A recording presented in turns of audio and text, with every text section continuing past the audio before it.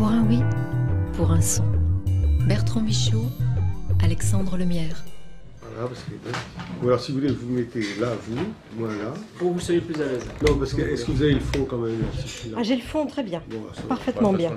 Donc c'est l'apparition avec Serge Moati, et ça va croître et embellir au fil des années, de professionnels qui vont faire attention aux éclairages, à tout ce qui peut, au champ contre champ, aux possibilités de plan de coupe, à tout ce qui pourrait éventuellement nuire à leur candidat. D'accord, mais il va y avoir des grandes...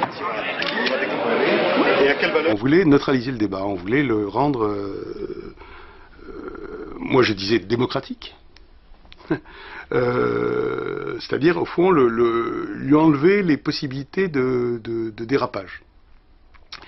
Il est évident qu'un plan de coupe, par exemple, ça a l'air de rien, mais un plan de coupe peut ridiculiser l'argument de l'adversaire. Évidemment. Alors j'expliquais ça à Mitterrand, moi de mon côté, en disant attention, le plan de coupe c'est un truc dévastateur. C'est aussi important à la télévision ce qu'on dit que la façon dont on écoute ce qu'on dit. Permettez-moi juste de vous dire que ce soir, je ne suis pas le Premier ministre. Et vous n'êtes pas le président de la République.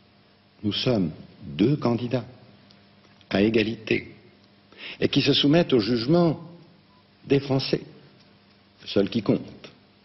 Vous me permettrez donc de vous appeler Monsieur Mitterrand. Mais vous avez tout à fait raison, Monsieur le Premier ministre. Voilà mon fils. Bonjour. Vous êtes la Suisse. On vous a reconnu. Ah oui. Bonne interview. Ah, merci. Moi, je vais peut-être rester avec vous. Ouais, tout à l'heure. Il veut pas trouver Bertrand, ton truc. Ah, c'est la base de Sous, ne touche pas, c'est bon. Pourquoi déconnecter? JBL Charles, Ah bah, toute notre relation s'est construite là-dessus. C'est qu'il a l'habitude des mecs qui déconnent, quoi. Bonjour à tous, bienvenue dans Pour un oui, pour un son, avec aujourd'hui Serge Moati. Bonjour Serge Moati. Bonjour. Comment allez-vous? Ben ça va, quoi. Merci à vous de nous recevoir chez vous. Je vous en prie. Dans votre appartement, là, on se trouve dans... Ça s'appelle un double séjour. Je dis ça parce qu'il y a un semblant de séparation. C'est les grandes pièces, enfin, je sais pas. Je sais pas comment on appelle ça, tiens, je sais pas. Ah si, c'est comme ça, Ah bon je confirme. Bon. Très riche en objets. Ouais, j'adore, je chine depuis que j'ai 12 ans, 13 ans. Et je vais au puce presque tous les dimanches quand je tourne pas. Et je vais dans tous les trucs, partout où je peux, quoi. J'y vais, je ramasse. Ça devient fou. Donc beaucoup d'objets, alors des statuettes, Ouais. des tableaux, enfin vraiment de tout. Est-ce qu'il y a un objet dont vous avez envie de nous parler, que vous souhaiteriez nous faire partager? Ah, il y a un truc qui est rigolo, mais qui est très laid. C'est la reine Elisabeth, là, le petit truc de la reine Elisabeth, là, vous voyez. Ah oui, je confirme. Elle bouge la main comme ça quand on s'approche d'elle.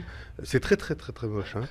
Mais c'est peut-être la chose la plus moche de cet endroit. Donc vous voyez, voilà. Après ça, il y a des orientalistes, il y a des trucs ramenés de tous les voyages autour du monde que j'ai pu faire pour des films, il y a des conneries. Enfin, rien de très précieux, hein, mais plein de choses.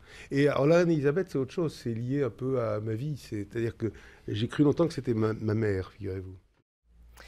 Votre nouveau livre s'appelle Le Pen, vous et moi. C'est chez Flammarion. Ça raconte la relative proximité, pour reprendre vos termes, qui vous lie depuis 25 ans avec le fondateur du Front National, célèbre pour ses provocations et dérapages verbaux.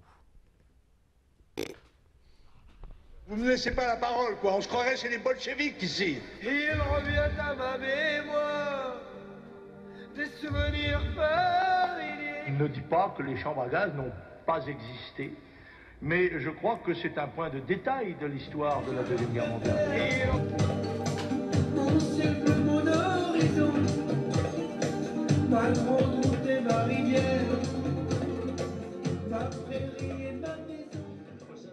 Vous avez justement vous réagissez. Ah non, mais je trouve ça vachement bien. C'est un raccourci d'une vie dans ce cas-là de frappadingue. Frappadingue, parce qu'il y a une grande folie derrière tout ça. Et c'est curieux, et le montage avec la chanson, formidable.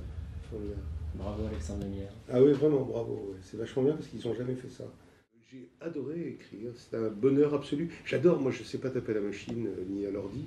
C'est un bonheur absolu de tenir une plume, stylo, ouais. Un truc, puis de raturer, de recommencer, de m'acharner comme ça, etc. J'adore ça. Et puis on vit dans un univers complètement parallèle. Enfin, j'adore ça. Puis on se réveille à 5h du matin, peu importe. De 5h à 8h, il faut écrire. On écrit 3 heures. Et ça, j'adore ça. Vous voulez que je signe? Non, vous nous faites une dédicace pour l'émission. Ah. Vous voulez bien? Oui, oui. Une petite phrase qui résumerait l'entretien. Non, Moi, je sais pas si Si vous voulez pas, c'est pas ça. Et puis il est violent. Ah bah. Non, c'est bon? Ah oui, pendant que c'est filmé. Il y a de la mise en scène. Oui,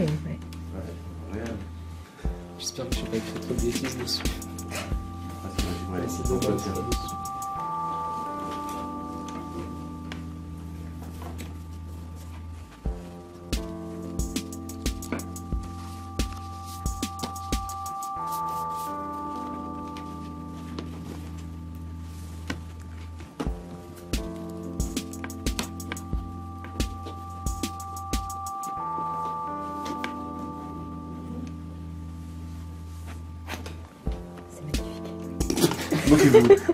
Pas du tout.